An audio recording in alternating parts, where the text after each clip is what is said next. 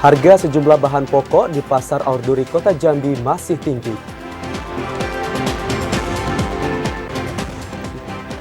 Pemkab Batanghari akan membangun 9 km jalan produksi perkebunan.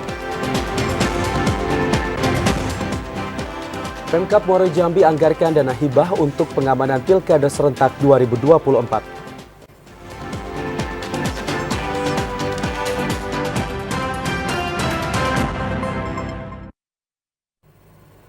Assalamualaikum warahmatullahi wabarakatuh. Selamat sore saudara, kami kembali menyapa Anda dalam program Jambi hari ini, edisi Sabtu 11 Mei 2024.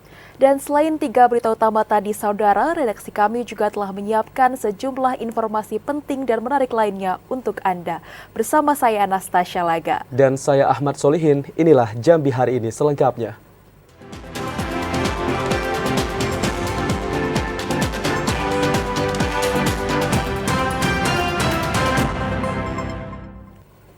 Saudara, harga sejumlah bahan pokok di Pasar Aurduri Kota Jambi masih cukup tinggi.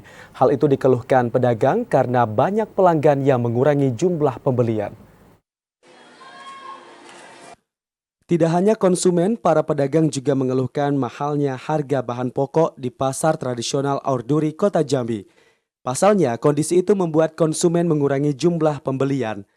Salah satunya harga bawang merah yang tak kunjung turun, yang masih mencapai Rp55.000 per kilogram. Padahal sebelumnya hanya Rp38.000. Selain itu, harga cabai merah juga masih cukup tinggi, mencapai Rp45.000 per kilogram. Sementara harga normal Rp30.000. Kemudian harga daging ayam per kilogram mencapai Rp38.000, sementara jika stabil hanya Rp28.000 per kilogram. Belinya 50, masih dibersihkan lagi, banyak sampahnya. Jadi sekarang 55 ya? Susupnya lagi, ya, susupnya lagi. Gitu.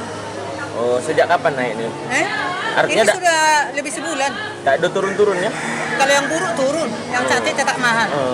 Kualitasnya bagus. Tergantung kualitas ya, Bu? Iya. Mungkin yang jadi masalah bagi kita apa kalau mahal nih, Bu? Ini konsumen lah ngambil dikit-dikit baik. Kadang satu mato, berempat lah, gitu lah. Payah habisnya ya? Iya, susah habisnya. Pedagang berharap pemerintah dapat mendengar keluhan para pedagang dan konsumen, sehingga harga bahan pokok dapat kembali normal. Joko TVRI Jambi melaporkan. Sementara itu, saudara, harga daging ayam potong di Pasar Tradisional Tanjung Bajure, Kota Sungai Penuh mengalami kenaikan. Kenaikan harga disebabkan kurangnya pasokan dari peternak. Harga daging ayam potong di Pasar Tradisional Tanjung Bajure, Kota Sungai Penuh mengalami kenaikan. Sebelumnya, harga ayam dijual Rp35.000 hingga Rp38.000 per kilogram, kini naik menjadi Rp45.000 per kilogram. Kenaikan harga daging ayam potong ini sudah terjadi sejak 1 pekan lalu. Hal ini disebabkan kurangnya pasokan dari peternak ayam potong. Salah seorang pedagang, Aspur Maini, mengatakan, dengan adanya kenaikan harga menyebabkan daya beli masyarakat menjadi berkurang. Kalau sekarang 4.000. Kalau yang telah sudah ini 35, 38. Berarti naik, Bu ya? Naik. Kurang ya. Oh, kurang pasokan ya? Yang tu kurang, naik harga. Para pedagang berharap pasokan ayam potong mencukupi dari para peternak, sehingga harga daging ayam potong dan daya beli masyarakat kembali stabil.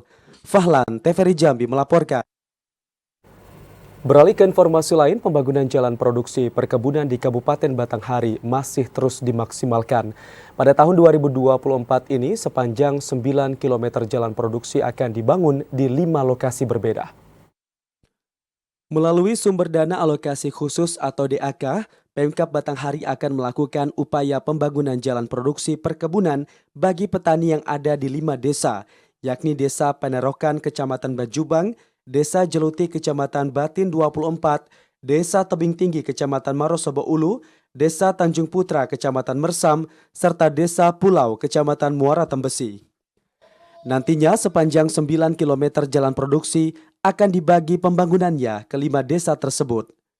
Kepala Dinas Perkebunan dan Peternakan Batanghari, Mara Mulia Pane, mengatakan, Untuk setiap 1 kilometer pembangunan jalan dipersiapkan dana 300 juta rupiah, sehingga total anggaran untuk 9 kilometer pembangunan jalan tersebut mencapai 2,7 miliar rupiah. Sistem pengerjaan jalan produksi ini akan dilakukan secara swakelola, sehingga dipastikan tidak ada pengerjaan dengan menggunakan kontrak pihak ketiga atau rekanan. Ade Juniawan, TVRI Jambi melaporkan. Saudara penjabat Bupati Merangin Mukti kecewa dengan pengelolaan Taman Galeri Geopark Merangin di Desa Air Batu, Kecamatan Renah Pembarap. Pasalnya, aset objek wisata yang diperjuangkan dengan anggaran yang tidak sedikit ini, kondisinya sangat memprihatinkan seperti tidak terurus.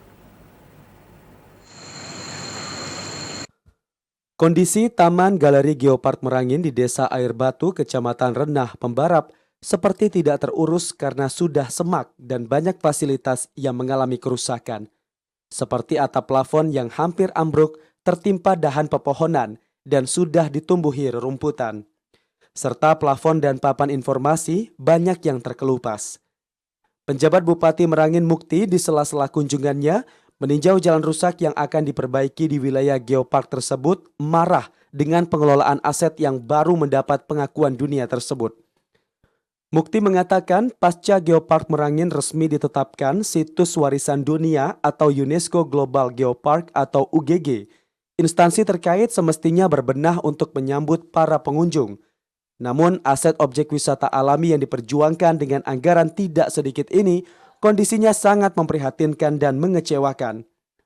Menyikapi kondisi kerusakan Galeri Taman Geopark Merangin, PJ Bupati akan memanggil Kepala OPD dan pihak terkait untuk benar-benar serius mengurus ikon Merangin yang sudah mendunia ini. Tidak hanya bekerja pada saat event-event saja. Itu rumputnya tinggi-tinggi. Saya berharap memang ini menjadi ikon kita, ya, Merangin, dan sudah mendunia. Artinya saya berharap betul ya ini tolong diurus. Dicari orang untuk jago di sini membersihkan. Jangan ada event baru bersih, ya kan? Coba terkonsentrasi kegiatan-kegiatan besar di Merangin ini ke sini, ke Taman Geopark. Sementara itu, Pemkab Merangin secara bertahap mulai fokus memperbaiki infrastruktur jalan menuju kawasan Geopark Merangin. Bahkan dalam waktu dekat, jalan sepanjang 2 km menuju wilayah tersebut segera diaspal yang anggarannya bersumber dari dana alokasi khusus atau DAK sebesar 8 miliar rupiah. Ramadan Cerbita Kasa, TVRI Jambi melaporkan. Saudara, sejumlah lokasi wisata di kota Jambi dipadati wisatawan dari berbagai daerah. Mereka mengunjungi tempat wisata untuk menghabiskan cuti bersama dan akhir pekan. Dan untuk mengetahui informasi selengkapnya, kita akan terhubung dengan kontributor TVRI Jambi, Yogi Ramadanin. Halo, selamat sore Yogi. Bagaimana situasi di tempat objek wisata yang Anda kunjungi saat ini, Yogi? Baik. Dapat saya laporkan, saat ini sejumlah wisata di Kota Jambi ramai dipadati para wisatawan. Hal itu dikarenakan hari libur panjang, cuti bersama, dan long weekend. Seperti yang saat ini saya berada di salah satu objek wisata di Kota Jambi, yaitu di Kampung Rajo, yang dimana objek wisata ini terpantau pagi tadi ramai dipadati pengunjung. Tercatat sebanyak ratusan para wisata datang ke wisata Kampung Rajo ini. Tercatat juga para pengunjung yang terjauh, yakni dari Kabupaten Batanghari. Para pengunjung ini mengatakan bahwa selain pemandangannya asri, objek wisata ini juga memiliki wahana yang banyak seperti outbound seperti di belakang saya, dan sepeda air, dan selain itu juga terdapat juga paintball.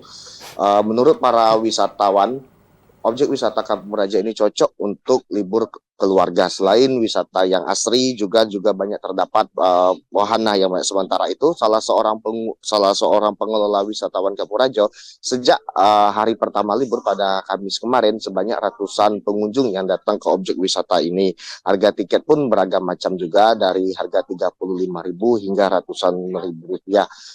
Dari harga tiket itu juga para wisatawan juga dapat menikmati wahana-wahana yang tersedia. Untuk menjaga keamanan, para pengelola Kampung Rajo ini juga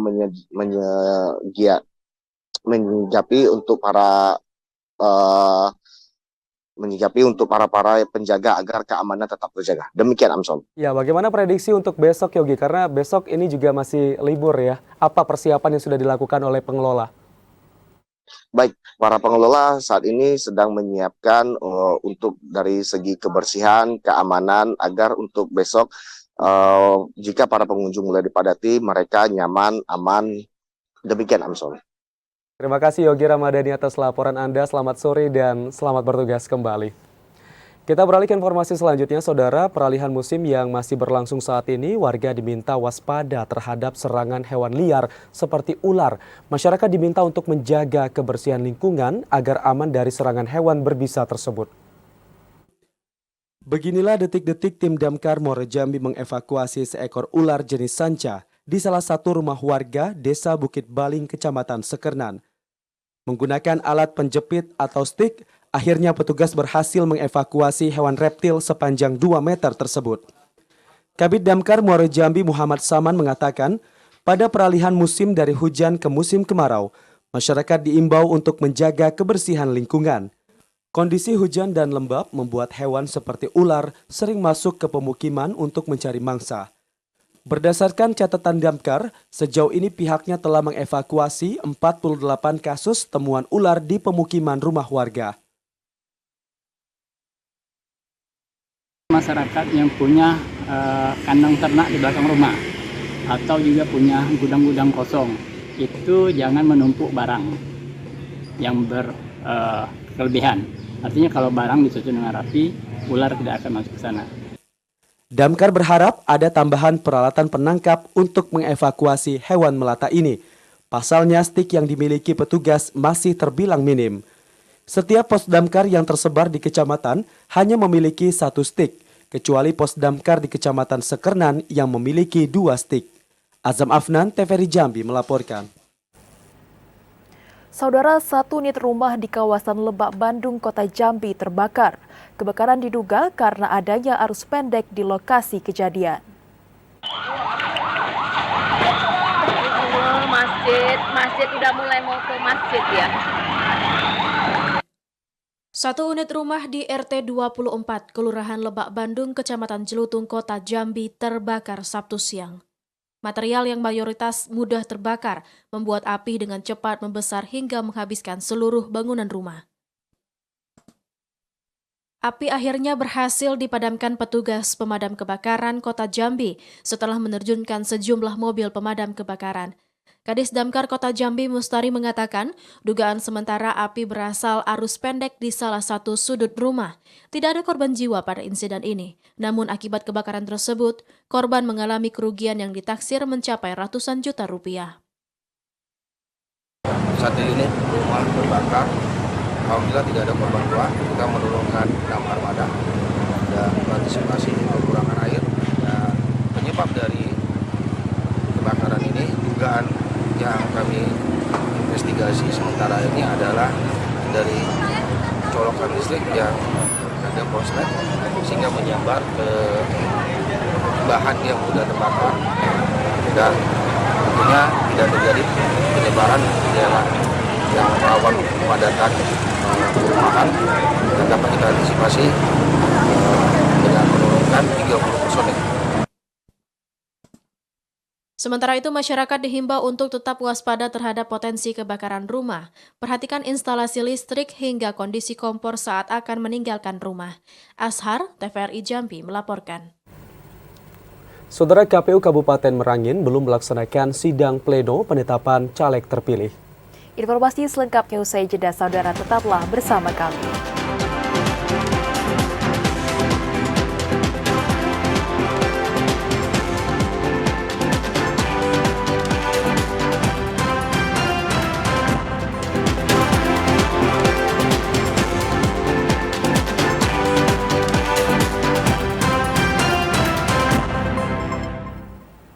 Terima kasih saudara, Anda masih bersama kami di Jambi hari ini.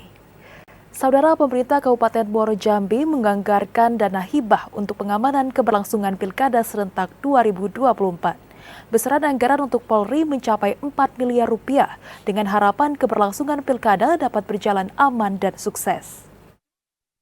Selain mengucurkan dana hibah kepada penyelenggara pemilihan kepala daerah, pemerintah Kabupaten Muaro Jambi pada tahun ini juga memberikan dana hibah kepada Polri, dalam hal ini Polres Muaro Jambi. Besaran dana yang diberikan mencapai 4 miliar rupiah. Anggaran tersebut untuk pengamanan keberlangsungan Pilkada tahun ini. Kepala Kesbangpol Kemas Ismail Azim mengatakan proses pencairan anggaran telah berjalan dan kini tengah berlangsung pembuatan draft naskah perjanjian hibah daerah atau NPHD. Kemas berharap anggaran tersebut dapat terrealisasi dalam waktu dekat, mengingat tahapan pelaksanaan pilkada telah berjalan. Untuk pencairan dana hibah Pemkab, tidak seperti penyelenggara pilkada yang dilakukan 2 tahap, namun dana hibah untuk keamanan langsung diberikan secara keseluruhan.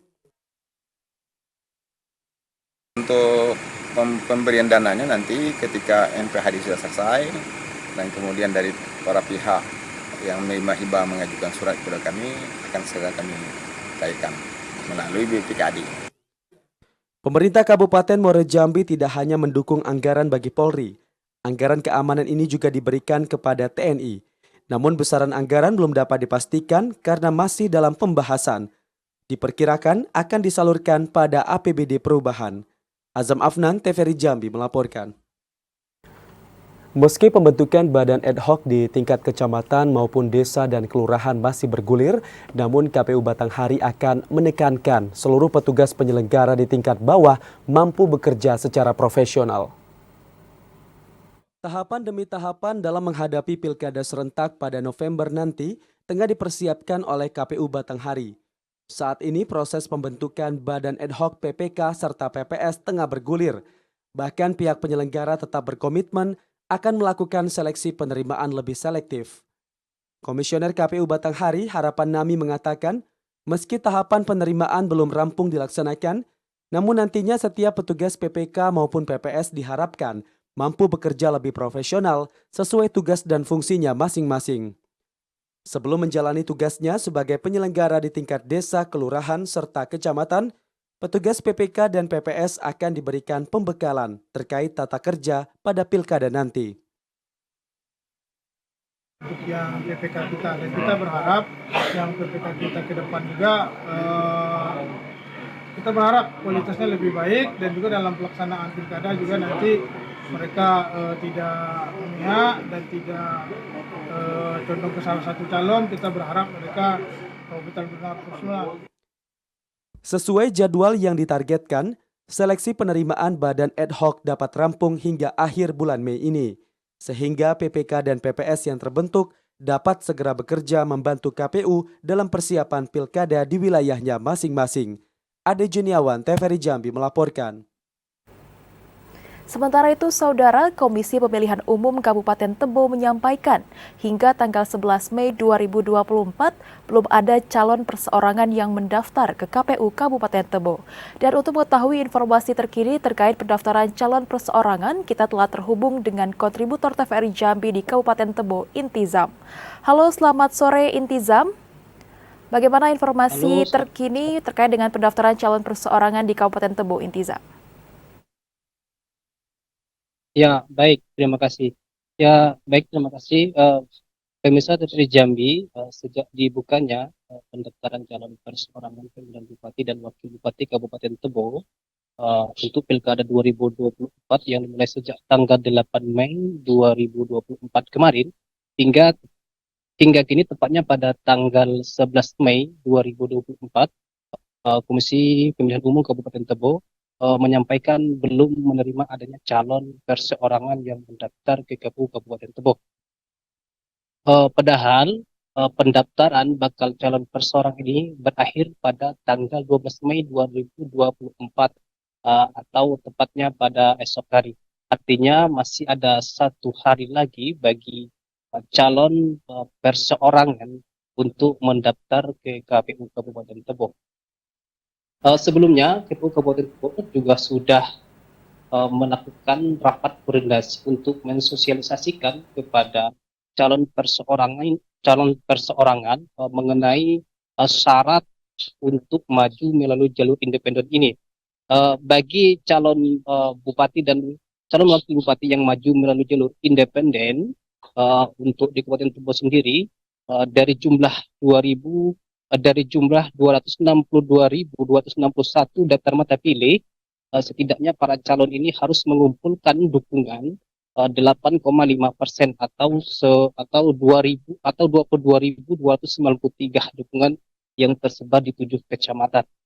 Selain itu, untuk syarat lainnya maju di jalur perorangan ini, dukungan juga harus dibuktikan dengan fotokopi KTP elektronik dan juga surat pernyataan dukungan yang nantinya akan diverifikasi oleh KPU Kabupaten Tebo. Dari jadwal tahapan pilkada untuk pemenuhan syarat dukungan bagi calon perseorangan ini berakhir hingga 19 Agustus 2024 besok. Selain itu di Kabupaten Tebo, selain dari calon perseorangan untuk pemilihan bupati dan wakil bupati dalam pilkada 2024 ini, saat ini beberapa nama juga sudah muncul untuk maju di jalur partai politik, dan bahkan beberapa nama ini juga sudah mendaftar di beberapa partai politik. Di antara nama yang muncul saat ini ada nama Yopi Muthalib, dan juga ada nama Agus Rubianto yang sebelumnya mantan ketua DPRD Kabupaten Tebo, dan itu juga ada nama Haji Aspan SD yang sebelumnya menjabat PJ Bupati Tebo.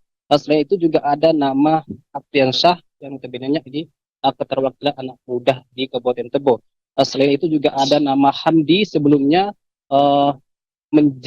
sebelumnya mantan dari wakil bupati Kabupaten Tebo. Selain dari nama Hamdi juga ada nama Wartono yang saat ini masih menjabat sebagai anggota DPRD Provinsi Jambi. Selanjutnya juga ada nama Sri Sabto Edi. Ya, kembali ke studio. Terima kasih Intizam melaporkan langsung dari KPU Kabupaten Tebo. Terima kasih Intizam, selamat bertugas kembali. Beralih ke informasi lainnya, Saudara, Komisi Pemilihan Umum Kabupaten Merangin belum melaksanakan sidang pleno penetapan anggota DPRD Merangin terpilih pemilihan umum tahun 2024. KPU masih menunggu keputusan sidang dari Mahkamah Konstitusi. KPU Kabupaten Merangin belum mengumumkan calon terpilih pemilihan umum pemilu 2024. Hal ini karena adanya gugatan perselisihan hasil pemilihan umum PHPU yang diajukan oleh Partai Demokrasi Indonesia Perjuangan PDIP yang disidangkan di Mahkamah Konstitusi MK. Gugatan diajukan karena pemilihan dianggap tidak sesuai perundang-undangan yang menyebabkan selisih suara di beberapa TPS. Antara lain, di TPS 04 Desa Muara Delang, Kecamatan Tabir Selatan, terdapat perbedaan signifikan antara jumlah pengguna hak pilih DPT berdasarkan salinan formulir model C hasil DPRD Kabupaten Kota dan jumlah daftar hadir pemilih berdasarkan formulir model C daftar hadir pemilih tetap. Selain itu, di TPS 01 Kelurahan Pasar Rantau Panjang dan TPS 16 Kelurahan Dusun Baru, Kecamatan Tabir, telah terjadi penggunaan hak pilih lebih dari satu kali.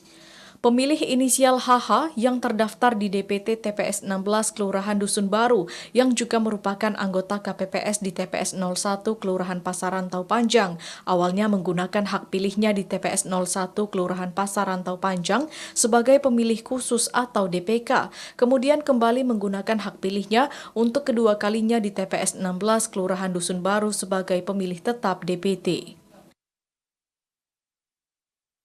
Karena kita memang ada PHPU untuk Kabupaten Merangin ini, sehingga kemudian untuk penetapan calon legislatif terpilih itu kita masih menunggu keputusan dari MK.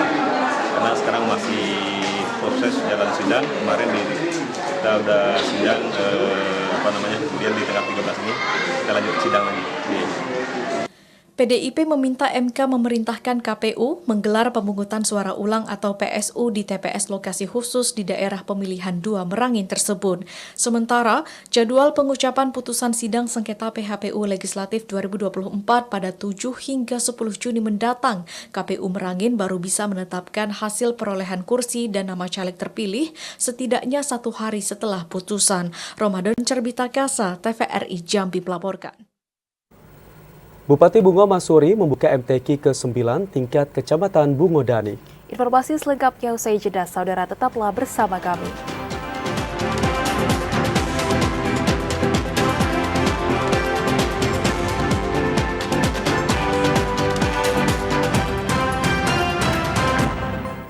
Anda kembali bersama kami saudara dalam segmen advertorial.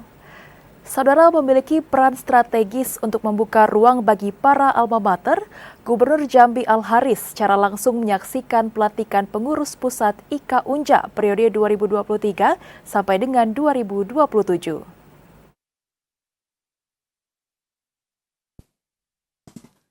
Pemerintah Provinsi Jambi terus berupaya untuk mengakselerasi ekonomi daerah pasca pandemi COVID-19. Salah satunya melalui peningkatan kualitas sumber daya manusia.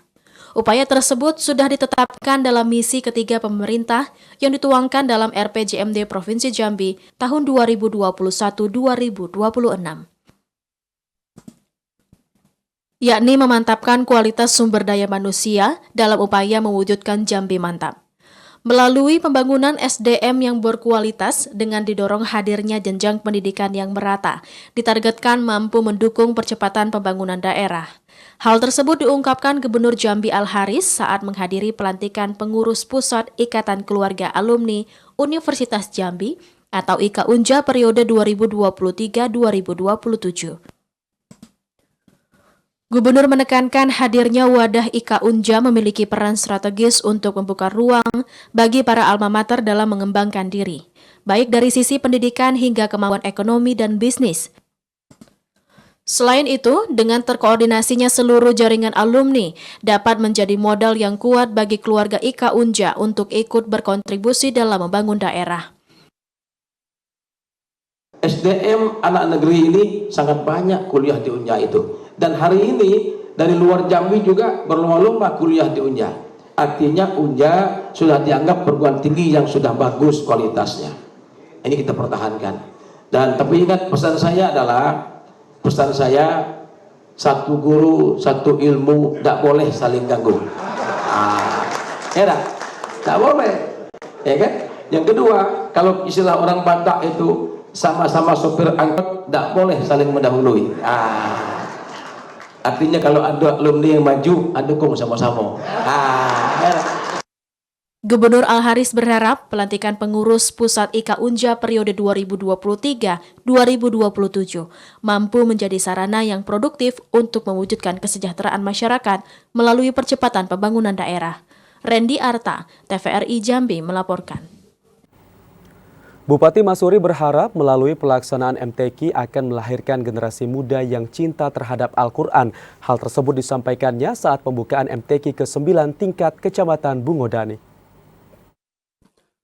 Bupati Bungo Mashuri bersama Sekda Mursidi menghadiri acara pembukaan Musabakoh Tilawatil Quran MTQ ke-9 tingkat Kecamatan Bungodani. Kegiatan dipusatkan di Kelurahan Sungai Kerjan, tepatnya di lapangan Lembaga Adat Melayu Kabupaten Bungo.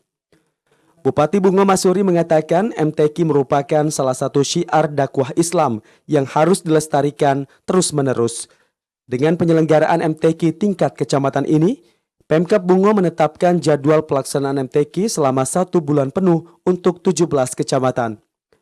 Kegiatan ini akan berakhir pada 11 Juni 2024.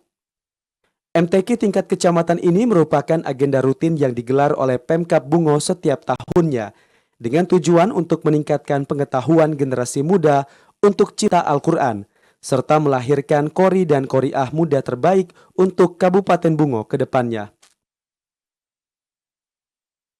Ini kegiatan rutin pemerintah Kabupaten Bungo secara berjenjang. Kita melaksanakan Musabakoh Tilawatil Quran ini. Pertama kami menyampaikan ucapan selamat kepada Kecamatan Bungodani yang menyelenggarakan kegiatan ini. Untuk kita berharap dengan Musabakoh Tilawatil Quran ini itu mendekatkan Al-Quran kepada anak-anak kita, generasi muda kita. Selain bersilaturahmi, masyarakat kita sangat ramai sekali datang memberi support kepada dusunnya masing-masing. Pada MTQ ke-9 tingkat Kecamatan Bungodani diikuti sebanyak 2 kelurahan dan 3 dusun dengan 185 peserta dan 18 ofisial. Memperlombakan 5 cabang yakni Tilawatil Quran, Syarhil Quran, Fahmil Quran, Hifzil Quran, dan Khotil Quran. Muhriandi, TVRI Jambi melaporkan. Memaksimalkan langkah pencegahan kasus-kasus kekerasan, Wakil Gubernur Jambi Abdullah Sani mendorong BKMT menjadi mitra strategis pemerintah dalam melaksanakan aksi sosial untuk memerangi kekerasan terhadap perempuan dan anak. Wakil Gubernur Jambi Abdullah Sani mendorong Badan Kontak Majelis Taklim menjadi mitra strategis pemerintah dalam melaksanakan aksi sosial untuk memerangi kekerasan terhadap perempuan dan anak. Kasus kekerasan perempuan dan anak terus meningkat dari kurun waktu 2019 hingga 2023, yakni dari 119 kasus pada tahun 2019 menjadi 239 kasus di tahun 2023. Harus mendapatkan perhatian serius dari seluruh pihak. Jangkauan BKMT yang baik di daerah dinilai bisa menjadi wadah yang tepat untuk memaksimalkan langkah-langkah pencegahan maupun penanganan terkait kasus-kasus kekerasan. Hal tersebut ditekankan Wagub saat membuka rapat koordinasi pengurus wilayah BKMT seprovinsi Jambi.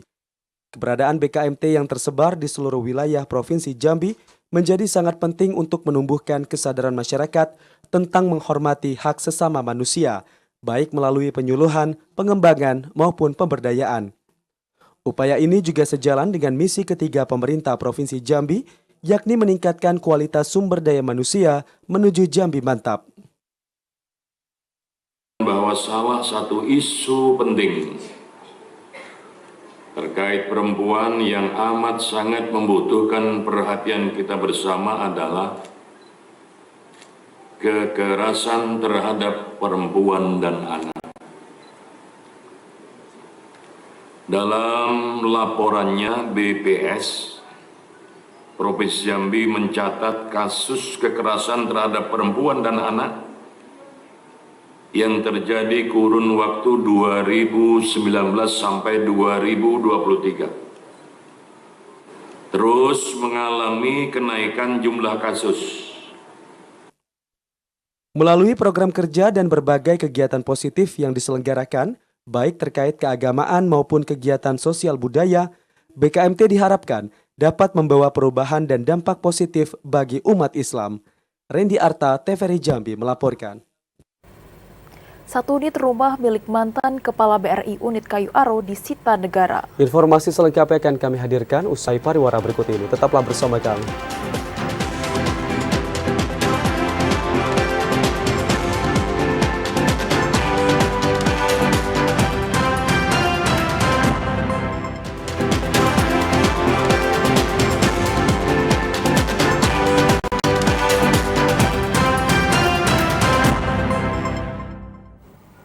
Terima kasih Anda masih bersama kami di Jambi hari ini. Saudara, mantan Kepala BRI unit Kayu Aro menyerahkan satu unit rumah untuk mengganti uang kerugian negara. Rumah tersebut disita karena keterlibatan terpidana dalam kasus dugaan korupsi uang di BRI Sungai Penuh yang ditafsir mencapai 8 miliar rupiah. Pasca putusan vonis oleh Majelis Hakim Pengadilan Negeri Jambi untuk terpidana Yogi Suandra, mantan Kepala Bank BRI unit Kayu Aro, negara akhirnya menyita satu unit rumah milik terpidana untuk mengembalikan uang kerugian negara. Penyitaan rumah ini dikarenakan hasil vonis Majelis Hakim yang memutuskan terpidana dengan hukuman 8 tahun penjara dan diwajibkan membayar uang pengganti senilai 8,7 miliar rupiah subsidiar 5 tahun penjara. Jaksa Penuntut Umum Kejari Sungai Penuh Alex mengatakan tidak menutup kemungkinan ada penyitaan lanjutan.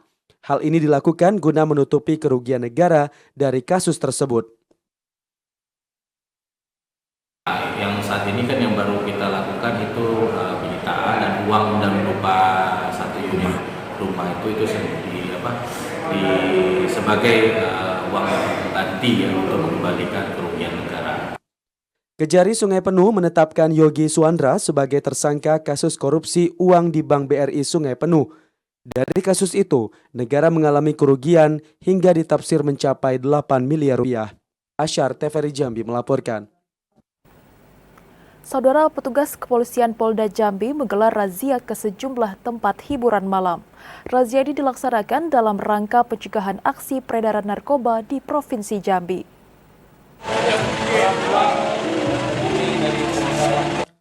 Sejumlah tempat hiburan malam di kawasan Kota Jambi dirazia kepolisian Polda Jambi. Razia yang dilaksanakan pada Jumat dini hari ini dalam rangka menyambut operasi anti narkoba yang serentak dilaksanakan di seluruh Indonesia. Satu persatu pengunjung tempat hiburan malam diperiksa petugas kepolisian. Selain memeriksa barang bawaan, petugas turut melakukan deteksi penyalahgunaan narkoba dengan menguji sampel urin para pengunjung. Berdasarkan hasil pemeriksaan, tidak ditemukan ada yang positif menggunakan narkoba.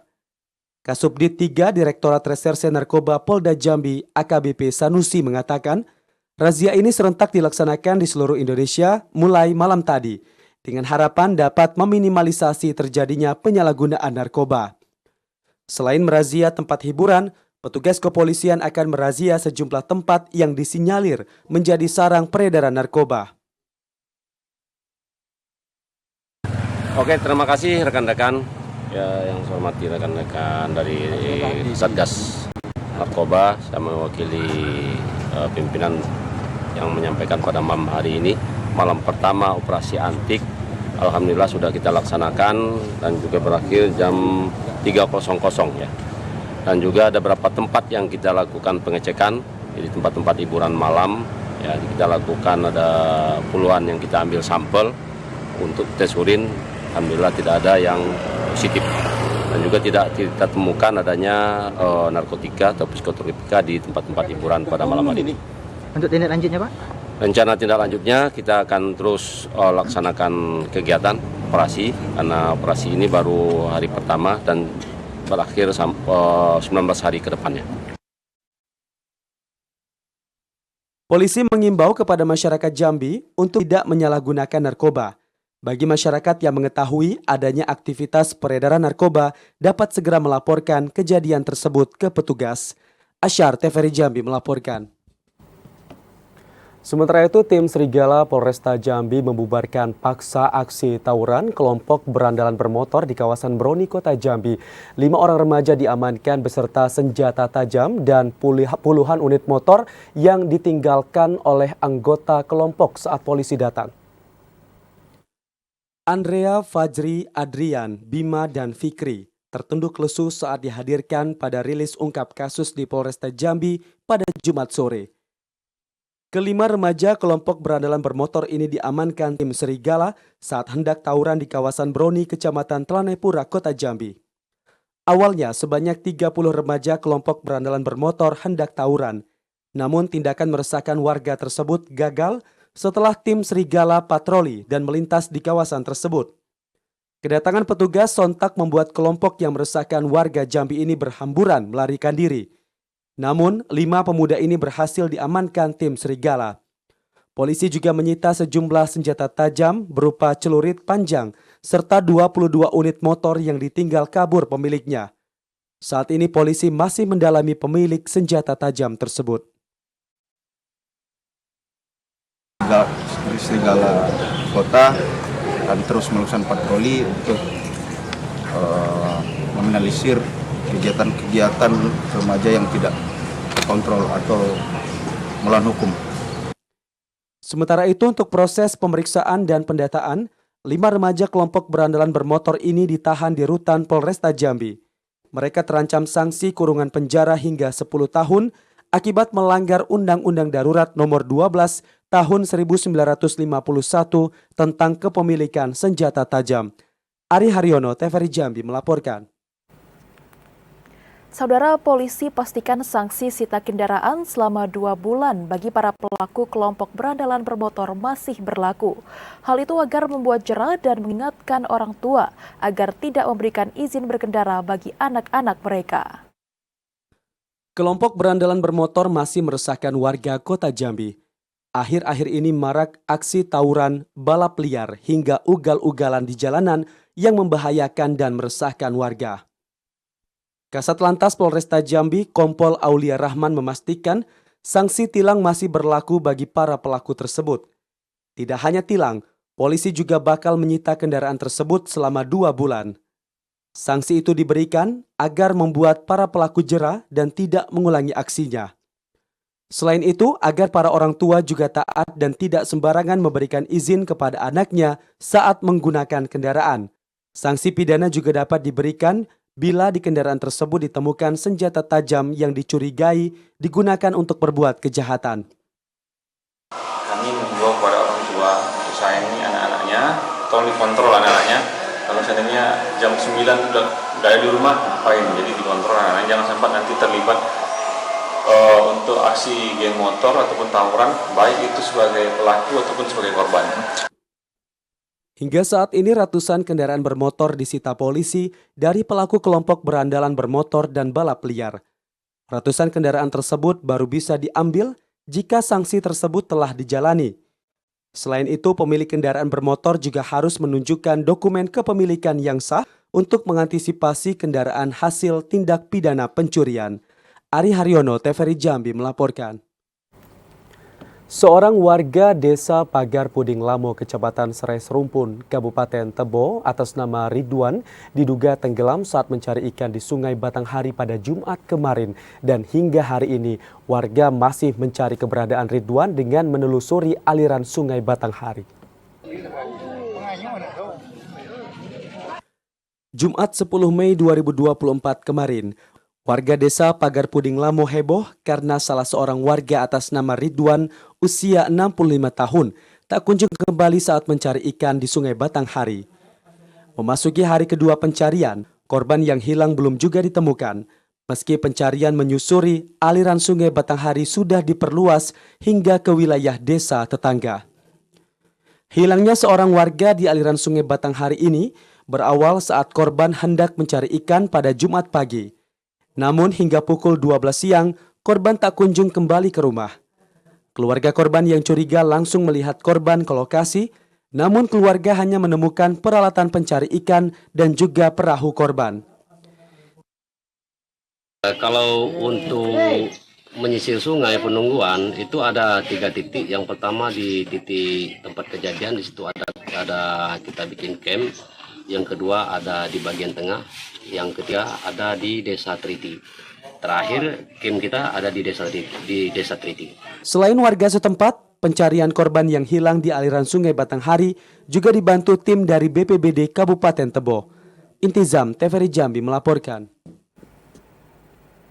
Sementara itu, saudara, seorang pemuda di Kabupaten Tanjung Jabung Timur diringkus polisi setelah ketahuan mencuri uang dan emas senilai puluhan juta rupiah. Mirisnya, pelaku nekat membobol rumah tetangganya sendiri demi untuk hidup mewah.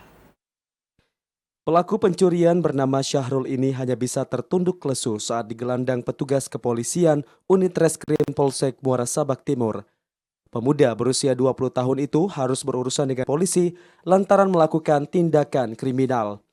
Pelaku nekat mencuri uang dan emas milik warga Desa Lambur, Kecamatan Muara Sabak Timur, Kabupaten Tanjung Jabung Timur. Akibat perbuatannya, korban yang merupakan pasutri lanjut usia mengalami kerugian sebesar 70 juta rupiah. Pencurian ini terjadi di saat rumah korban dalam keadaan kosong. Pelaku masuk ke dalam rumah dengan cara membobol pintu belakang rumah menggunakan pisau. Korban yang beraksi di malam hari pada Minggu 17 Maret 2024 lalu berhasil membawa kabur uang dan emas 5 suku yang disimpan korban di dalam lemari kamar. Pelaku berhasil membobol rumah korban sebanyak 2 kali. Pelaku nekat melakukan pencurian demi ingin tampil hidup mewah dan glamor. Uang hasil kejahatan digunakan pelaku untuk membeli barang-barang mewah serta biaya menginap di hotel mewah di kota Jambi. Guna mempertanggungjawabkan perbuatannya, Syahrul kini harus mendekam di sel tahanan Polsek Muara Sabak Timur dan dijerat pasal 363 KUHP tentang pencurian dengan pemberatan. Syahrul terancam hukuman 9 tahun kurungan penjara. Kliva Patria, TVRI Jambi melaporkan. Usai saudara-saudara, kami menemani Anda dalam program Jambi hari ini. Terima kasih atas perhatian dan kebersamaan Anda. Akhirnya saya Ahmad Solihin. Dan saya Nastasya Laga bersama seluruh kerabat kerja yang bertugas pamit undur diri. Wassalamualaikum warahmatullahi wabarakatuh dan sampai jumpa.